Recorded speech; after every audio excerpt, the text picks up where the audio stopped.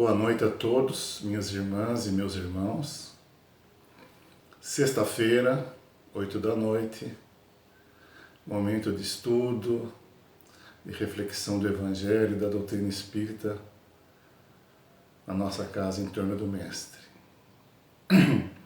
Enquanto ainda não podemos reunirmos fisicamente, presencialmente, continuamos então aqui no nosso canal e é sempre motivo de muita alegria quando a gente se reúne para estudar, para compartilhar sobre a doutrina espírita, sobre esses conhecimentos das leis divinas, leis eternas, que é a própria essência do ensinamento de nosso Mestre Jesus. E principalmente, quando podemos ser envolvidos mais fortemente, mais efetivamente pela espiritualidade amiga, por nosso Mestre, por nosso Pai. Não que eles não nos envolvam, nos assistam permanentemente, mas é que, nesse momento, nós permitimos melhor essa aproximação. Que seja proveitoso para todos nós esse momento. O tema de hoje é inteligência e instinto. Como é de praxe, a gente vai começar com a origem e o significado dessas palavras. Instinto é uma palavra que vem do latim instincto, que significa impulso inato, conhecimento irracional ou inconsciente. É um impulso inato, ou seja, já nasce com a gente. E é um conhecimento irracional, ou seja, não passa pela razão, é inconsciente. Instinto é um estímulo ou impulso natural, espontâneo, e involuntário, ou seja, ele é natural, mecânico e não passa pela nossa vontade. Já a inteligência também vem do latim intellectus, que significa escolher entre. Portanto, se o instinto ele é completamente irracional, inconsciente, involuntário, a inteligência, que significa escolher entre, passa pelo pensamento, pela razão.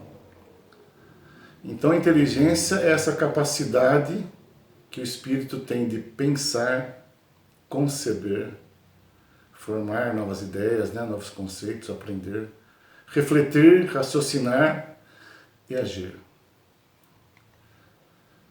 Também, como é de praxe, nós fundamentamos os nossos estudos e reflexões em bases doutrinárias,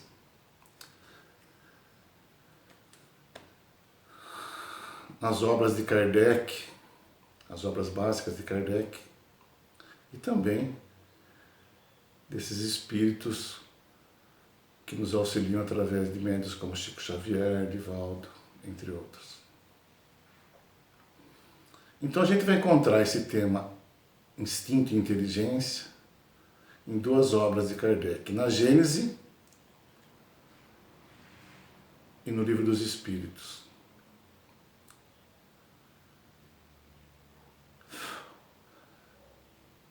Na Gênese, no capítulo 3, sobre esse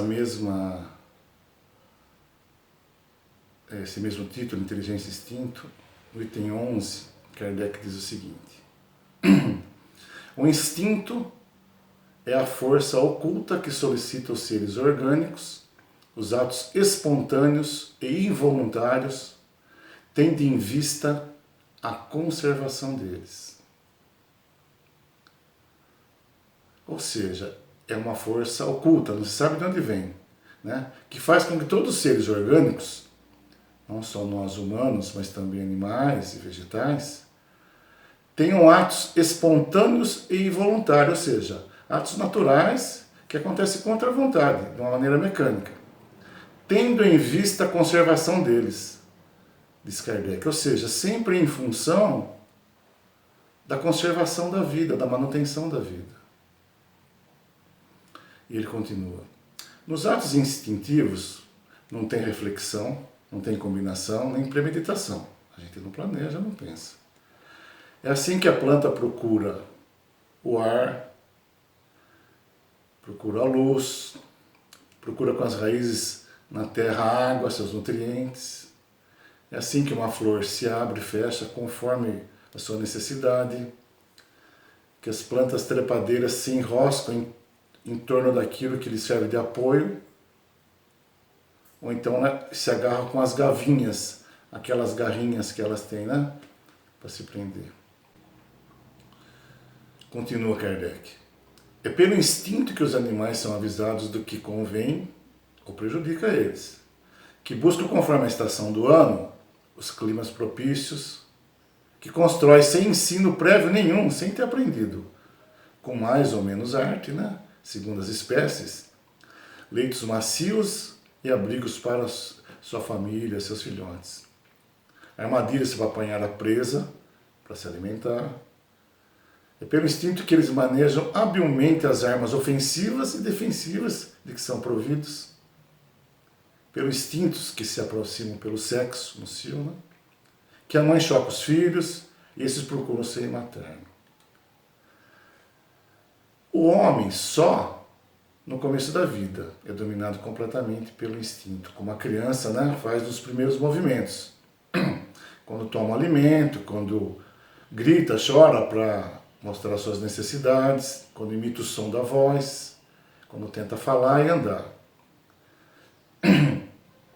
Mas mesmo depois de adulto, alguns movimentos instintivos continuam, né? Tais como movimentos espontâneos para evitar um risco, para fugir a um perigo.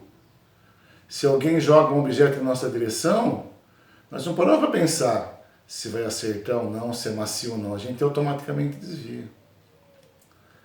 Para manter o equilíbrio do corpo, tais ainda como piscar as pálpebras para moderar o brilho da luz, ou abrir o maquinal da boca para respirar, etc.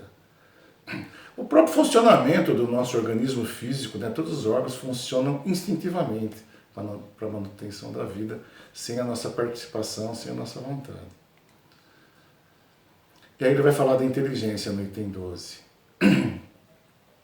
A inteligência se revela por atos voluntários, refletidos, premeditados, combinados, de acordo com a oportunidade das circunstâncias.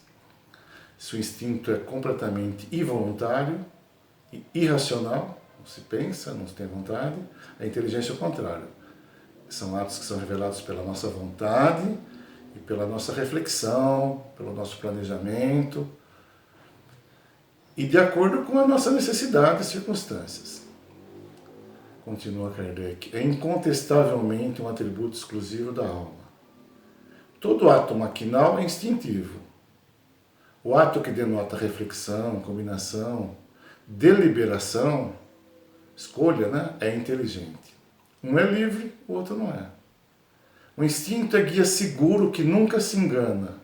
A inteligência, pelo simples fato de ser livre, está por vezes sujeita a errar. Numa pergunta dos livros dos Espíritos, os Espíritos também vão falar isso.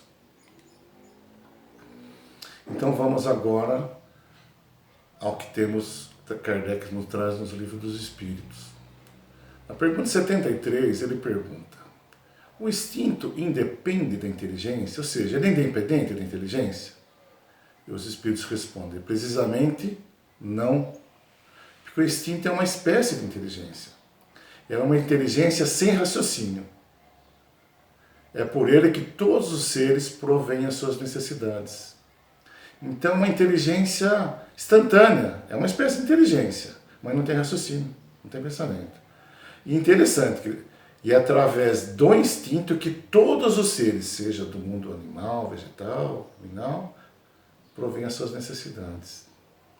Na pergunta 74, ele pergunta: pode estabelecer-se uma linha de separação entre o instinto e a inteligência? Isso é, dizer onde acaba um, onde começa o outro? Também não, dizem os espíritos. Porque muitas vezes se confunde instinto e inteligência. Mas muito bem se pode distinguir os atos que decorrem do instinto dos que são da inteligência. Sim, porque os atos do instinto, como dissemos, eles não são pensados, acontece espontaneamente sem a nossa vontade. Já o da inteligência passa pelo nosso pensamento. Pergunta 75. É acertado dizer que as faculdades instintivas diminuem à medida que crescem as intelectuais? Então, se não é independente da inteligência o instinto, não dá para distinguir? É certo pensar que à medida que vai crescendo a inteligência, que é muito mais importante, o instinto vai diminuindo. Dizem os espíritos também, não. O instinto existe sempre, mas o homem despreza. O instinto pode conduzir ao bem. Ele quase sempre nos guia. Olha, e algumas vezes com mais segurança que a razão. O instinto nunca se engana.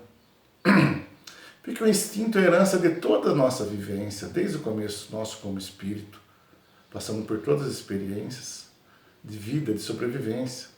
Ele não se engana. Já a razão, a gente pode escolher e pode se enganar. Né? Mas é interessante pensar então que o instinto não vai diminuindo à medida que a inteligência vai se desenvolvendo, porque no começo é só instinto. Então imaginemos um prédio. No início da construção do prédio, a gente pode ver o alicerce lá, firme, que vai sustentar toda a construção. Mas depois de construído, a gente não vê mais o alicerce. No entanto, ele se torna ainda mais sólido, com todo aquele peso em cima dele. E está lá. Assim também o instinto. Para nós humanos, ele não é tão visível como nos animais. Mas ele está presente. E ele ajuda sempre a inteligência, como disseram os espíritos. Inclusive em soluções difíceis. Quando a inteligência não consegue resolver, o instinto resolve. Então o instinto é uma espécie de um livro invisível, onde estão registradas todas as leis da natureza, e que nós vivemos desde o início da nossa jornada como espírito, desde o reino animal, vegetal, mineral, assim como está registrado em nós todas as nossas experiências no perispírito. E tem mais uma pergunta, um adendo dessa pergunta 75A. E eles perguntam, por que nem sempre é guia infalível a razão? Né? Por que o instinto é infalível e a razão não? E eles respondem, seria infalível se não fosse falseada pela má educação, pelo orgulho e pelo egoísmo. Se a gente não tivesse informações erradas, educação errada, se não fôssemos orgulhosos e egoístas, também a inteligência não falharia. O instinto não raciocina, ou seja, ele acontece e pronto. A razão permite a escolha e dá ao homem o livre-arbítrio. Por esse livre-arbítrio nós podemos errar. E completa Kardec, coisa que nós já falamos, mas vamos descrever o que ele diz ainda. O instinto é uma inteligência rudimentar, que difere da inteligência propriamente dita. Em suas manifestações são quase sempre espontâneas, ao passo que as manifestações da inteligência sempre é resultado de uma combinação, de um pensamento, de um ato deliberado, ou seja, da nossa vontade. O instinto varia em suas manifestações conforme as espécies e as suas necessidades. Nos seres que têm a consciência e a percepção das coisas exteriores, no caso, nós humanos, mas embora alguns animais já tenham consciência de si, das coisas exteriores, mas mais precisamente nos humanos, o instinto se alia à inteligência, isto é, à vontade e à liberdade. Então ele dá base para que a gente possa fazer escolhas melhores para nós.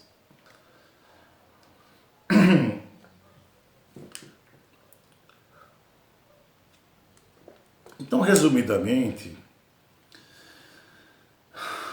nós sabemos que existe, em princípio, Deus, depois o princípio inteligente e o princípio material. E nós somos criados quando uma parte do princípio inteligente é unida à menor parte da matéria. Hoje sabemos que tem parcelas subatômicas, né? E aí é formada a chamada mônada celestes. E aí nós somos criados, simples e ignorantes. Então, na matéria, nós vamos iniciar a nossa jornada evolutiva. A matéria é, portanto, um instrumento de trabalho do espírito. E a inteligência, junto com a vontade e o pensamento, são as ferramentas de trabalho que a gente utiliza na matéria para a nossa evolução intelectual e moral. E o instinto, então, é a fase primária dessa inteligência, é o início. Né? Sempre se manifesta de uma maneira mecânica. Basicamente até o reino animal. Embora os animais já tenham inteligência, muitos deles, até sentimentos, mas são governados ainda predominantemente pelo instinto. Só nós humanos, que através da razão, da inteligência podemos escolher, temos o livre-arbítrio. Então, somos espíritos criados a partir do princípio inteligente, portanto, temos a inteligência, para que, através dela, nos desenvolvamos, evoluamos, que possamos aumentar o nosso conhecimento, e à medida que vamos aumentando o conhecimento, também vamos desenvolvendo a inteligência. Isso até quando? Olha, só tem um ser no universo que não evolui. É Deus. Porque ele já é perfeito e não muda. Todos os outros vamos evoluir infinitamente. Portanto, vamos ter que aumentar nosso conhecimento infinitamente. Vamos ter que estudar ao infinito. Gente, para de preguiça, vamos estudar, que é para o nosso bem e é necessário. E assim, nessa trajetória evolutiva, já bem próximo agora, nos tempos contemporâneos, na década de 80, o psicólogo americano Howard Gardner desenvolveu a teoria das inteligências múltiplas, que ele diz que a gente não tem só uma inteligência, existem vários tipos de inteligência. Alguns têm mais facilidade para desenvolver a inteligência na área física, né, do corpo, que é a sinestésico corporal. Outros na área da matemática, do cálculo. Outros na área do relacionamento humano. E por aí vai, não vamos falar delas. E nessa mesma época, a ciência identificou o famoso QI, quociente de inteligência, o medidor de inteligência, né? Da até então chamada inteligência racional. Já no começo dos anos 90, um também psicólogo americano, Daniel Goleman, nos trouxe a inteligência emocional. Se o ser humano tem um lado racional, tem também outro emocional, que é capaz de desenvolver empatia, motivação, relacionamento com outras pessoas, entre outras habilidades. Nós também não vamos falar delas, à exceção da empatia, dada a sua importância, que é essa capacidade que a gente tem de se colocar no lugar do outro, para poder assim compreender as suas imperfeições e as suas necessidades e poder fazer alguma coisa por ele. Não é isso que a doutrina espírita nos ensina? Aliás, não só a doutrina espírita, né? Jesus resumiu toda a sua doutrina há 2000 anos, dizendo que a gente tem que fazer ao outro o que queremos que nos faça. Então aí apareceu o QE, o quociente emocional. Interessante a gente ver que o Espiritismo já falava disso, que a ciência está agora descobrindo. Porque o Espiritismo é uma síntese de todos os conhecimentos. O Espiritismo não está em tudo, mas tudo está no Espiritismo. Então a gente estudando a doutrina espírita, nós não vamos ser doutores, experts em todos os assuntos, mas vamos poder ter uma base de tudo quanto é assunto, para poder conversar sobre isso. Isso é importante. Já agora, no ano 2000, apareceu a inteligência espiritual, apresentada por Dana Zohar, também psicóloga americana e física. E elas nos apresentam alguns pontos das características da pessoa que tem inteligência espiritual. Nós vamos colocar aqui os 6 itens principais e fazer um paralelo para ver se nós, da doutrina espírita, estamos dentro ou fora.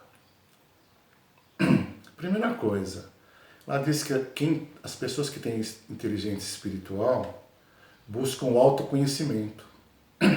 Ora, Santo Agostinho já dizia, né, no Evangelho, do conhece-te a ti mesmo, da necessidade de a gente estar revendo os nossos atos, olhando para a gente mesmo. A ilustríssima mentora espiritual de Divaldo Franco, Joana de Ângeles, também nos traz, através da sua série psicológica, que são 16 livros, que eu recomendo,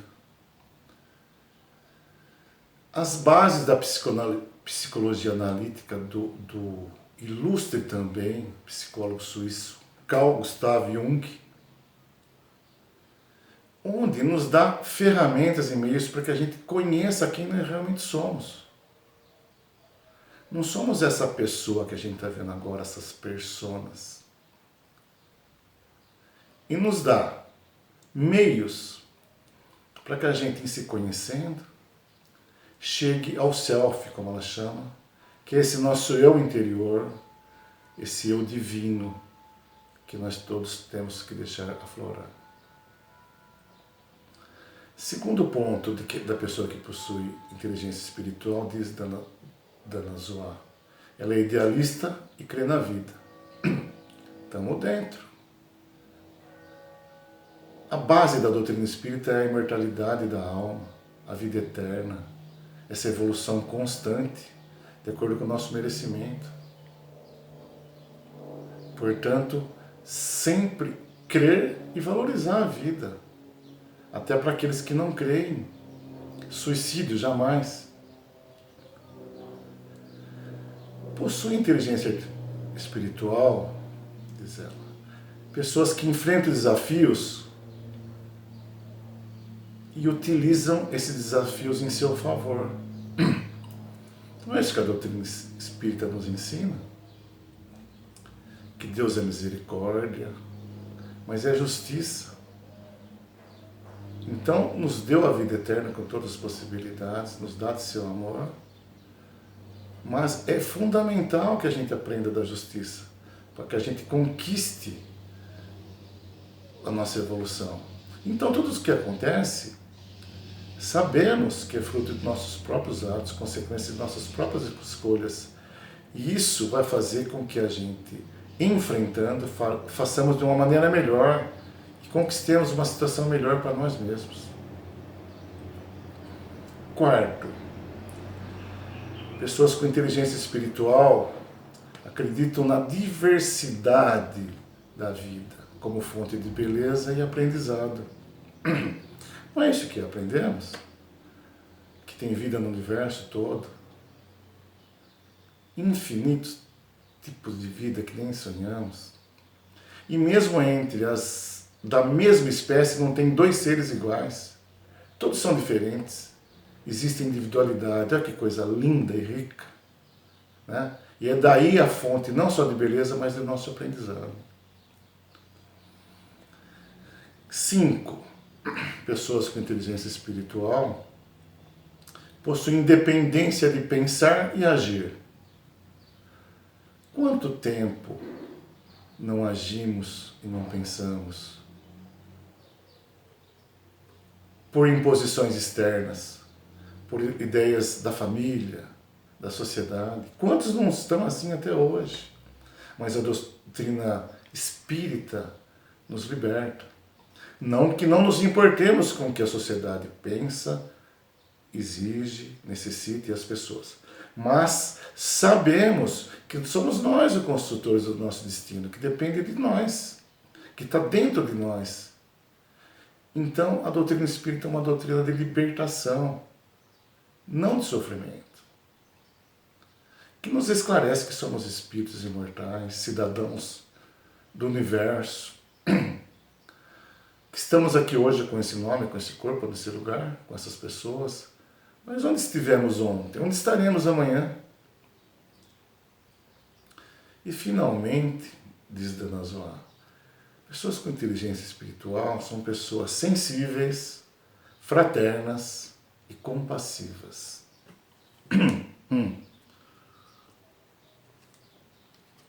Aí pensamos, mas eu não sou um poço de sensibilidade, de fraternidade e de compaixão. Sim, mas quem é? Mas se a gente já é minimamente sensível, fraterno e compassivo, já estamos a caminho. O importante é estar no caminho. No Evangelho, no capítulo Sede Perfeitos, Kardec disse que o verdadeiro espírito é aquele que se esforça em domar as suas más inclinações. Ele não disse que nós não temos boas inclinações, boas tendências. É que elas já são boas, já são as nossas virtudes. Necessitam sim de aprimoramento, sempre. Mas as nossas más inclinações exigem o nosso esforço imediato. Temos que focar nelas agora. Mas focar nelas não significa nos fixarmos exclusivamente em nossas imperfeições. Só ficamos vendo o nosso lado negativo, ruim, imperfeito, para que a gente não se torne espírita triste, carrancudo, melancólico. Afinal de contas, não somos mais quem a gente era antes de conhecer o Espiritismo. Analisemos. O apóstolo Paulo dizia, não sou digno de ser chamado de apóstolo, mas com a graça de Deus já sou o que sou. Então já somos o que somos. Não somos espíritos puros ainda, mas também não somos os espíritos primitivos do início da jornada humana. Isso deve nos trazer alegria. Afinal de contas, nossos esforços nos trouxeram até aqui. E vamos além. Quando Kardec diz que o homem de bem é aquele que pratica a lei de justiça, amor e caridade na sua maior pureza, podemos tirar daí duas interpretações. Que o homem de bem é aquele que pratica a lei de justiça, amor e caridade na maior pureza da lei. E aí estaremos todos fora. Quem consegue praticar a lei de justiça, amor e caridade em sua maior pureza? Acredito que nós aqui ninguém. Mas, se numa segunda interpretação entendemos que o homem de bem é aquele que pratica a lei de justiça, amor e caridade na sua maior pureza dele, o homem de bem, estamos todos dentro. Porque todos temos purezas diferentes um do outro, mas temos aquela que conseguimos alcançar, que conseguimos desenvolver com a nossa evolução, que conseguimos desentranhar de dentro de nós.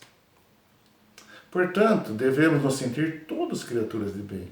Se não praticamos o bem o tempo todo, estamos em busca. Isso deve ser motivo de alegria também. Então, do ponto de vista espírita, todos somos inteligentes. Todos temos inteligências múltiplas. Todos temos inteligência emocional. Todos temos inteligência espiritual. Somos todos capazes de construir uma vida melhor. Tudo isso é acessível a cada um de nós. Para trazer um exemplo prático de instinto e inteligência, vamos ilustrar isso que a gente falou até agora com um trechinho do livro Lições para a Felicidade, ditado pelo espírito Joana de Ângela Divaldo Franco. Logo no capítulo 2 tem um trecho que ele narra uma cena comum de trânsito, né? Esses espetáculos lamentáveis de ira, de raiva, de descontrole que acontece todo dia. Ela diz que dias atrás, numa manhã fria e cinzenta de uma capital brasileira, Um carro avançou da pista direita para a esquerda sem dar o sinal correspondente e quase atingiu uma moto que ia passando do seu lado. Embora não tenha acontecido nada, né? Esse incidente não causou nenhum dano, nenhum prejuízo, porque na verdade não aconteceu nada. Não teve colisão, ninguém se feriu. No entanto, o motociclista, visivelmente irritado com isso que aconteceu, se pôs a perseguir o veículo de uma forma nervosa e, quando alcançou, começou a xingar, agrediu verbalmente o motorista do carro. E não achando isso suficiente, ainda chutava a lateral do carro entre berros e xingamentos. Uma cena deprimente que só não teve consequências mais terríveis porque o motorista do carro não manifestou qualquer reação e se retirou sem revidar essa agressão. Então, toda vez que uma pessoa reage dominada por qualquer tipo de violência, os atos que vêm disso são manifestações do instinto agressivo que predomina nessa pessoa. Enquanto, ao invés disso, ao invés de revidar ou de se autodefender, a pessoa age com equilíbrio e compaixão por aquele que está ofendendo. Isso é resultado de uma expressão da inteligência. Sentiu a diferença da inteligência e do instinto nesse caso? O instinto, por muitas vezes, se exterioriza armado, ou seja, ele vem de dentro para fora armado, pronto para a guerra, porque é um mecanismo de autodefesa, de preservação da vida. E geralmente acaba levando ao desespero. As reações do instinto acabam produzindo desarmonia mental, perturbação, toda vez que a pessoa se exalta e acha que está em risco. Já a inteligência, por sua vez, né, quando atenta aos artifícios do instinto e o superando, aclara a situação, mesmo com uma situação desagradável, e sempre propõe soluções de bem-estar, de efeitos saudáveis. Os instintos são essenciais à vida, porque preserva, como nós já dissemos, essa herança de todo o desenvolvimento do ser. Todo esse aprendizado desde o início da nossa jornada. E isso continua dentro de nós agindo de uma forma automática em defesa da vida. Observe bem, na conservação do corpo físico. Ele age automaticamente e não erra. Necessário, fundamental, mas para a manutenção e conservação do corpo físico. Agora, a inteligência é fundamental para a conquista do infinito, como já dissemos. Porque ela oferece recursos que tornam a nossa qualidade de vida muito melhor. Então, o instinto, né, quando tem a nossa atenção, quando é desenvolvido e educado, ele é um sentido a mais. Ele é um vigia do nosso organismo em defesa da nossa estrutura biológica, da vida física. Mas a inteligência é a luz balsâmica, diz Joana de Ângeles, que nos conduz no labirinto das agressões externas que devemos enfrentar por toda a nossa jornada evolutiva. Então, guiado pela inteligência iluminada pelo sentimento de amor, o instinto se transforma em instrumento de felicidade. Veja, começamos com o instinto, desenvolvemos a inteligência, estamos na fase do amor. Que esse amor ilumine nossa inteligência e transforme esse instinto em motivo de felicidade para nós. Em toda circunstância da vida, qualquer lugar, não só no trânsito, no trabalho, na família, qualquer lugar, com qualquer pessoa, a gente não pode esquecer que as reações violentas são sempre resultado de um instinto ainda pouco desenvolvido, pouco depurado. Enquanto que o exercício do verdadeiro perdão é uma demonstração inequívoca de inteligência e de caridade.